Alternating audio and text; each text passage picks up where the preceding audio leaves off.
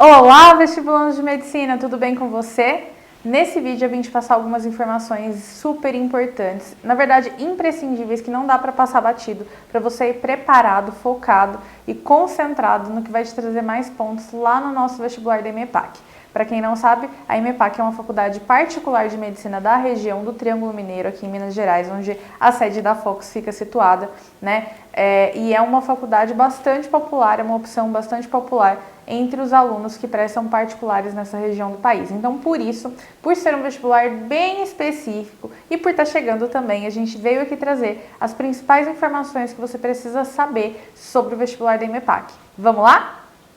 A primeira coisa que você precisa saber é a data da prova, né? A prova vai ser dia 6/10, ela vai ter início às 13 horas do horário de Brasília e vai ter fim às 18 horas, ou seja, você tem 5 horas para realizar a prova. E como que é essa prova, Clara? Essa prova é composta por 60 questões objetivas e uma redação. A gente vai falar mais sobre isso lá na frente, sobre os pesos e tudo mais, que são informações que vão fazer com que você vá mais preparado e mais seguro para a prova, tá bom? O primeiro resultado, né, a primeira triagem, que é quando o vestibular vai corrigir a prova objetiva para ver as 500 melhores notas, para ver quem vai ter a correção corrigida, que seria a segunda fase, né, mas você faz tudo no mesmo dia, ela vai sair no dia 23/10, então é super rápido, a prova é dia 6/10 e o resultado já da primeira fase, se sua redação vai ser corrigida, ele sai no dia 23/10. Se sua redação for corrigida, aí tem um prazo maior para ver se você foi classificado para a primeira chamada ou não. O resultado oficial sai dia 1 de novembro, antes mesmo do Enem acontecer. Então, todo o processo da EMEPAC, desde a prova até o resultado, é menos de um mês para acontecer, tá? Um fato importante e um detalhe legal de falar sobre a EMEPAC é que a lista lá roda bastante, chegando a 5, 6 chamadas, dependendo do ano, tá bom? Então fica ligado que às vezes pode ser que você não passe de primeira chamada, mas a lista costuma rodar, então presta bastante atenção nisso. A mensalidade da EMEPAC, ela fica aí na casa dos 7 mil, cada ano varia um pouco e, né, nesses 2 últimos anos, a EMEPAC vem trazendo algumas facilidades de financiamento, né? Mas é importante você ir até a faculdade, ir até o banco que é parceiro, para verificar como que funciona no seu caso, até quantos por cento é possível financiar. Então isso é uma informação bem importante para quem pretende cursar a faculdade lá e prestar o vestibular, ok? Agora a gente vai falar um pouquinho sobre a estratégia, né? É só um beicinho de pulga para você que não é de Minas, um beicinho de pulga é uma coisa bem pequenininha, é só uma espiadinha no que a gente trabalha com os nossos alunos aqui de atendimento individual, sobre como eles vão melhorar a performance na prova, né, sem necessariamente passar anos e anos e anos tentando, tá? Então a gente vai falar sobre 4 coisas que são importantíssimas, tá? A primeira é o estilo da prova, a segunda são os pesos e as valências, né, que a gente tem na prova da EMEPAC, a terceira é o fator de eliminação e a quarta é o conteúdo programático, que também é a cereja do bolo para quem quer ser aprovado na EMEPAC, beleza? Então vamos lá. Primeira coisa, a gente vai falar sobre o estilo da prova, tá? O estilo da prova é uma prova que é conteudista. Por quê? Porque é uma prova que é de fabricação própria. A EMEPAC, ela não conta com auxílio de nenhuma banca especializada, como, por exemplo, as particulares de São Paulo, que contam com a banca da VUNESP em sua maioria. Então, a prova é realizada lá mesmo, o vestibular é realizado pela própria faculdade e por isso, quando geralmente a gente tem as faculdades com fabricação própria, as provas tendem a ser mais conteudistas. Claro, o que é uma prova conteudista?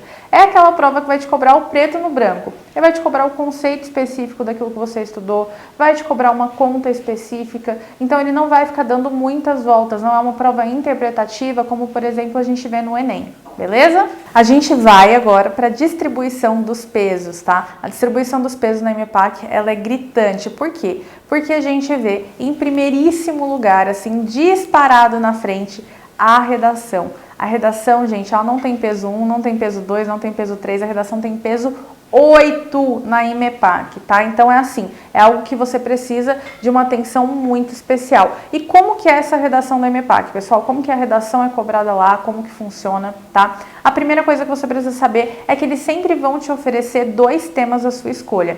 E o tipo da redação sempre é dissertação argumentativa, assim como a gente vê na principal prova do país, que é o Enem, tá? Então são redações similares, mas isso não significa que a correção é igual e que você vai fazer exatamente da mesma forma, beleza? Na prova da EMEPAC, a gente tem 3 pontos que são destaque e que tiram muita gente na hora da redação. A galera perde ponto mesmo por não entender esses 3 pontos de destaque. O primeiro ponto de destaque é um ponto muito específico e até curioso, é que eles são extremamente restritos com a questão da caligrafia, tá? Então, na hora de você fazer o tio tem que ser perfeitamente desenhado. Na hora de você fazer a cedilha, ela tem que ser bonitinha, não pode ser aquele negocinho assim pra baixo, sabe? Isso vai fazer com que você tenha mais pontos na prova da EMEPAC, que você não seja penalizado, tá? A parte de caligrafia é muito valorizada, assim como em outras faculdades particulares aqui da região de Minas Gerais. Os outros 2 pontos que são importantes é a ortografia e a coesão. Se for para revisar alguma coisa nessa reta final, revise esses 2 pontos, coesão e ortografia. São os pontos que vão aumentar a sua nota de maneira mais significativa ou derrubar a sua nota de maneira mais significativa, tá? Então, só recapitulando, redação você vai ter 2 temas para você poder escolher. Dissertação argumentativa, ela tem peso 8 e você tem que prestar atenção na sua caligrafia, na sua ortografia e na sua coesão textual, beleza? Agora a gente vai para a parte das matérias de fato, tá? Uma coisa curiosa até sobre a EMEPAC é que ela junta as matérias em blocos não muito comuns, tá? Então você vai ver, por exemplo, a prova de Química e Física junta, tá? A gente vai agora para as matérias que tem peso 3. Depois da redação, é peso 3 de alta importância, tá? E a gente tem as provas de Português e Literatura que são juntas e elas vão somar a maior parte das questões da prova, tá? Então, na prova de Português e Literatura, a gente tem 15 questões no total. É o maior número de questões por área do conhecimento, tá? 15 questões e peso 3. Então, foquem na literatura, foquem no português, porque tem um potencial muito grande de aumentar os seus pontos. Depois a gente vem com biologia isolada, tá? Com 10 questões. E aí a gente tem química e física juntinhas com 10 questões no total, ou seja, 5 de física e 5 de química. Não necessariamente vão ser 5 de cada, podem ser um pouquinho mais de química, um pouquinho mais de física, mas as duas vêm juntas. Geralmente a gente vê alguma interdisciplinaridade nessa prova, mas são 10 questões somente de química e física. É interessante porque a gente pensa que talvez seja um dos conteúdos programáticos mais extensos, porém a gente só tem 10 questões das duas disciplinas, ok? Logo em seguida, com peso 2 agora, né, com média importância, a gente vem com matemática e estatística e preste atenção para esse detalhe, para esse highlight do edital, tá? Ela traz matemática como uma área do conhecimento e estatística como outra área do conhecimento e junta as duas em uma grande área, tá? Você vai ter 10 questões de matemática e estatística e sempre cai, gente, sempre cai. Não é à toa que ela tá lá no nome da prova, a parte de estatística na prova da EMEPAC. Então, dê uma atenção especial para esse conteúdo para que você possa se destacar, aprender a fazer uma ou duas questões para conseguir a nota que você precisa, tá? Depois a gente tem História e Geografia, juntas também condensadas com 10 questões. E por fim, Língua Estrangeira com apenas 5 questões. Então, se a gente juntar a área de linguagens ali, pensando em literatura, português e língua estrangeira, a gente tem 20 questões das 60, tá? Corresponde a um percentual bem significativo da nossa prova, beleza?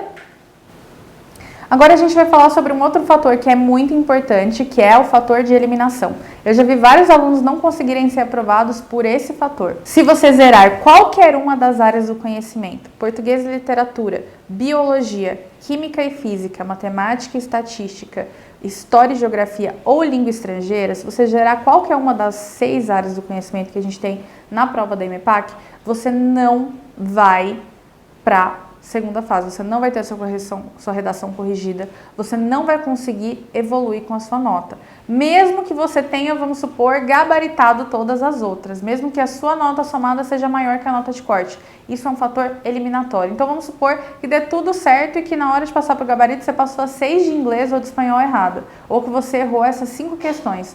você não vai passar, mesmo que sua nota seja muito boa. Então preste atenção para não zerar nenhuma matéria, seja acidentalmente, né? Ou então porque você às vezes chutou tudo da mesma letra e acabou não acertando. Então presta atenção nisso, porque existe um fator muito claro de eliminação e isso está no edital. E agora a gente vai falar um pouquinho do conteúdo programático, que é um tópico muito estratégico, muito mesmo. A gente acompanha alunos para EMEPAC todos os anos, né?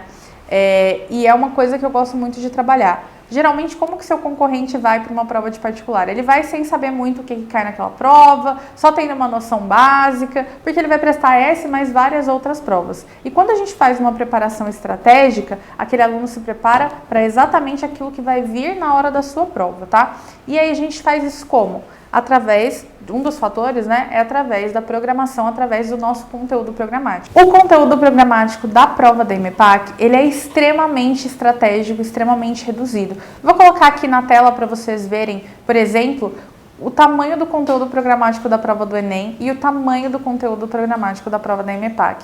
Ele não chega a ser nem a 1/3. Então, por exemplo, toda a parte de geometria, plano espacial, que é gigantesca, trigonometria, ela não é cobrada na prova da EMEPAC. Você não precisa saber disso para passar, você não precisa estudar. Então, a parte do conteúdo programático, aqui eu estou trazendo matemática, mas a prova como um todo é bem direcionada, ela é muito enxuta. E isso faz total diferença na parte do teu planejamento, da tua estratégia para conseguir passar na EMEPAC, beleza? Então é uma prova que a gente consegue trabalhar com vários pontos específicos para que você veja a sua nota aumentando sempre. Não perca tempo com aquilo que não vai cair na sua prova e garanta a sua aprovação, tá? Tivemos muitos alunos aprovados na EMEPAC, como vocês podem estar vendo, e é uma prova que a gente tem bastante especialidade. Então, assim, se eu puder dar uma dica para vocês deem uma olhadinha na estrutura das questões, deem uma olhadinha na estrutura da redação, prestem atenção nos pontos que eu falei, caligrafia, coesão textual, ortografia. Prestem atenção para não zerar nenhuma área do conhecimento, por favor.